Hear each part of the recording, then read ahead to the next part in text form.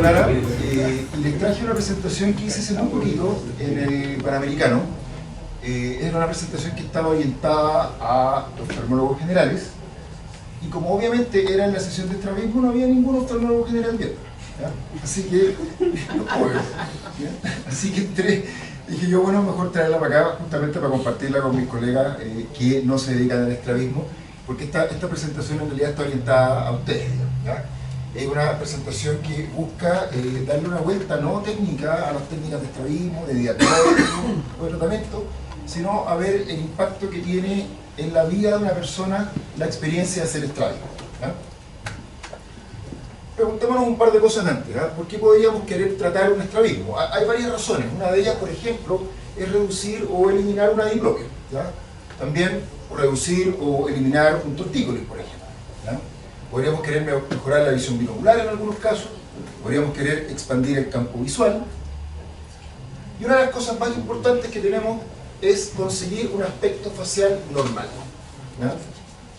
Es decir, cambiar y modificar la vida de esta persona, cambiando, buscando, digamos, impactar en la manera en que el estrabismo impacta a esta persona en sus ámbitos sociales y emocionales, ¿ya? Y yo les diría que la gran mayoría de los pacientes que yo trato, los trato por esta causa, más que por las anteriores.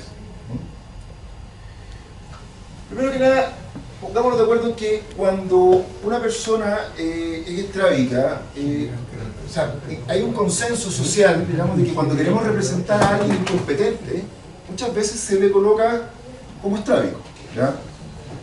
Personas que no son inteligentes, digamos, es un acuerdo tácito en la sociedad, en todas las culturas, digamos, que se coloca una persona con sus ojos cruzados, que se yo, se hace este chiste, ¿ya? Esto es algo normal, ¿ya? Que hemos normalizado, pero nos demuestra que tan fuertemente arraigado está en nuestra sociedad la discriminación hacia las personas estrábicas, ¿no? Ahora, una pregunta que podemos querer responder es ¿por qué nos sentimos incómodos frente a una persona estrábica cuando la tenemos al frente? También podemos preguntarnos en qué momento de la vida el estrabismo comienza a impactar nuestra relación con los demás. Y también preguntarnos si es que los adultos, en el caso del estrabismo infantil, digamos, si los adultos participan de los prejuicios acerca del estrabismo, o es solamente un problema entre niños, ¿ya? Y por último, saber si corregir quirúrgicamente un estrabismo va a ayudar a esta persona o no en su desarrollo social. Les quise traer esta teoría que se llama la teoría del valle inquietante. No sé si la han escuchado alguna vez. Esto no está en ninguna parte, ¿eh? Esto está aquí en esta presentación nueva. Me refiero a que a mí se me ocurrió que esto podía tener alguna relación con el estrabismo, ¿ya? La teoría del valle inquietante fue desarrollada por un ingeniero experto en robótica, Mori Masahiro, que en los años 70, no sé si algunos saben, pero en los años 70 en Japón estuvo muy de moda el tema de empezar con la primera robotización, con primeras máquinas expendedoras automáticas, y de esa época salieron un montón de caricaturas de dibujos animados de robots, y los robots la llevaban en esa época, ¿ya? Entonces empezaron a ver que se podían hacer y se podían robotizar muchas cosas. Este tipo estaba trabajando en una de esas empresas y le encargaron que probara de qué manera podía modificar las interfaces de los robots, de las caras que iban a estar en interacción con las personas. Entonces él empezó a diseñar diferentes caras de robots y hacía estadísticas, les hacía preguntas, hacía focus group para ver cómo les iba. Y se dio cuenta que había una curva bastante clara en que en la medida que íbamos teniendo cada vez un aspecto más similar al ser humano, había una mejor recepción por parte de las personas. Les gustaba, les sentían cómodos. Entonces yo tengo una impresora, por ejemplo, y me da lo mismo, pero si le pongo dos ojos grandes, bonitos, ¡ay, qué bonita la impresora! ¿Ya? Se hace con los autos ahora, por ejemplo, hay unos autos chinos que vienen con unos focos que parecen ojos, ¿ya? Para que la gente lo diga, ¡oh, qué bonito el auto! ¿Ya? Y así empieza a ocurrir hasta que llega un punto en que se parece mucho al ser humano. Y ahí cae bruscamente la aceptación. Las personas se sienten tremendamente incómodas cuando algo se parece mucho al ser humano, pero no es exactamente como un ser humano. Y ahí viene, por ejemplo, la típica reacción que hay en los museos de cera. ¿Ah? Que yo no sé si a alguien le gustan los museos, ¿ya? Pero las imágenes en general son muy desagradables. A la mayoría de la gente les parecen incómodas, ¿ya? Y luego, cuando ya es indistinguible del ser humano, ahí vuelve a ser aceptable y la gente lo usa, ¿ya? Mi impresión, mi teoría, es que el estrabismo provoca eso justamente, ¿ya? La persona estrábica no parece que no fuera un ser humano. Es un ser humano, claramente, ¿ya? Pero algo distinto que nos cuesta especificar qué, ¿ya? Y eso genera justamente la incomodidad. Porque al menos en mi experiencia, muchos de los pacientes me cuentan que la gente se siente incómoda con ellos, o que ellos sienten que la gente se siente incómoda. Y los familiares también me cuentan que se sienten incómodos frente a un estrabismo. Yo lo he preguntado a otras personas justamente, y eso es principalmente, no es que se vea feo, no es que, no, es que se sienten raros, ¿ya? Y yo creo que tiene que ver un poco con esta idea de la teoría del valle inquietante, ¿ya? Eso ya te digo. Ahora, vamos un poco al impacto social en niños, ¿ah? Hay estos estudios, y algunos bien interesantes. Por ejemplo, hubo un estudio que buscó ver si los niños discriminaban muñecos, para elegir muñecos si tenían estrabismo o no. Entonces le dieron a elegir muñecos para jugar a los niños, ¿ya? Que eran indiferentes al género, y bueno, simulaban estrabismos en el muñeco. Y se dieron cuenta que sobre los 5 años 3/4, digamos, aparecían las primeras actitudes negativas para elegir al muñeco, ¿ya? Y que bajo los 4,5 años los niños ni siquiera se daban cuenta de que había una diferencia. Y esto se lo pregunté a mi hija, en la medida que iba creciendo. Ya le iba preguntando si veía algo raro, y me di cuenta efectivamente que más o menos como en esa edad se dio cuenta de una foto que una persona tenía algo raro. Yo siempre le mostraba, me decía, mira, no tiene nada raro, me decía, ¿no? Hasta que me dijo, tiene los 8, ¿no? Y eso fue más o menos en esa edad. Esta me parece como más interesante.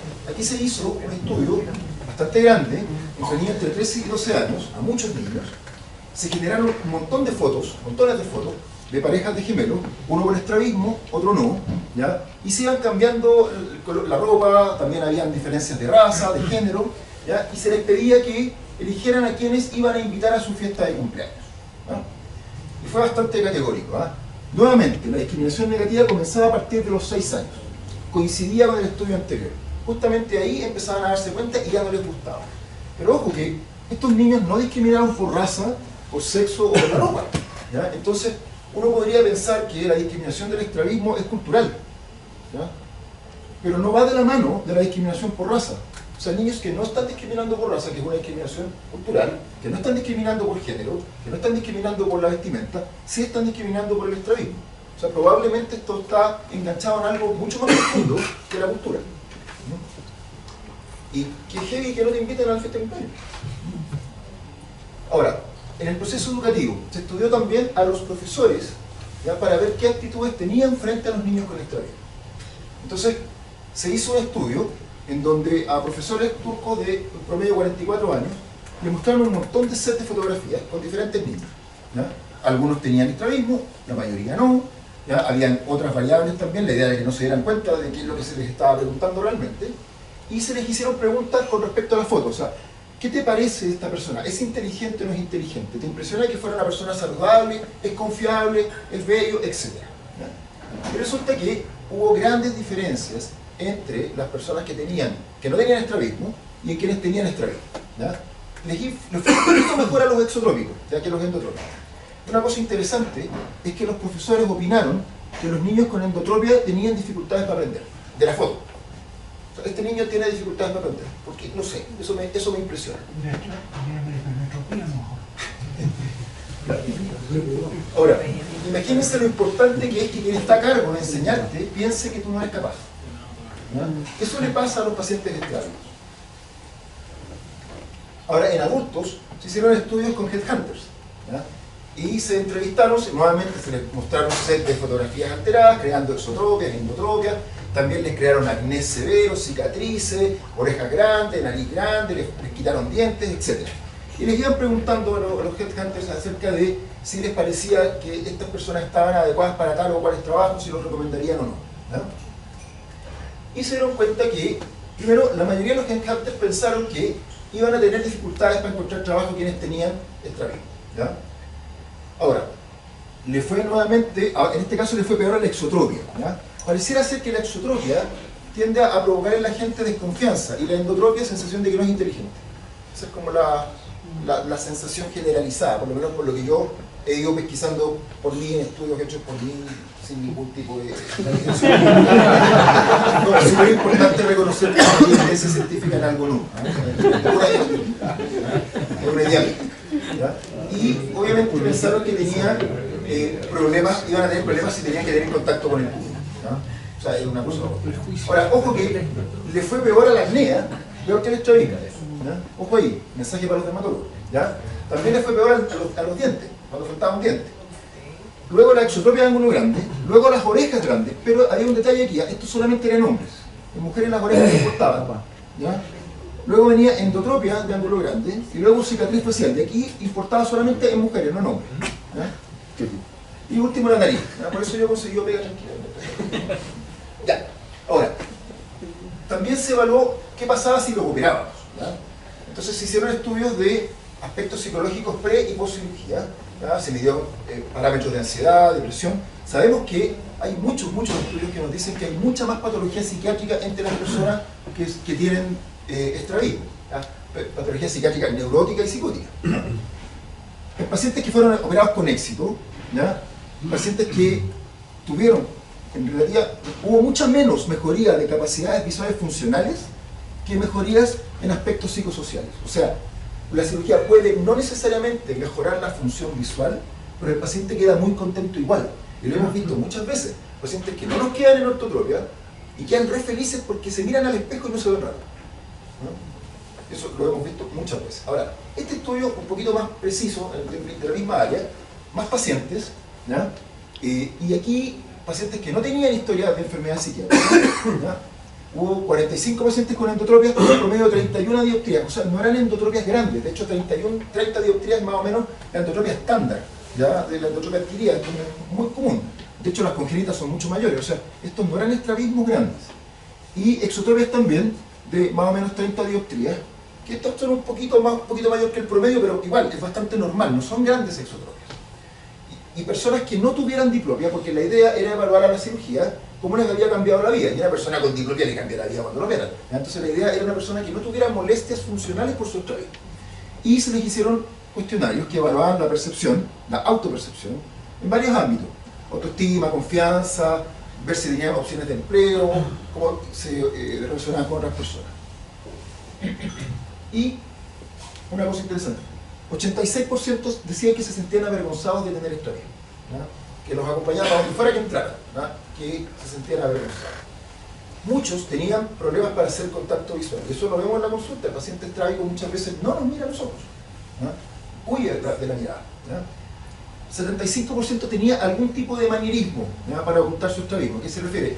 Hacerse una chasquilla que le tapa un ojo, ponerse un sombrero de un lado, utilizar lentes oscuros, mirar con la cabeza en una posición para ocultar su condición. ¿Ya? Y se hizo un score de autoestima y se encontró que tenían en promedio 4 de 10 de autoestima. Ese era el promedio preoperatorio. ¿Ya? Se operaron, ¿ya? El 98% tuvo una cirugía que fue considerada exitosa en realinear los ojos. Y aquí, interesante que el 65% refirió que mejoró su capacidad para conocer gente nueva.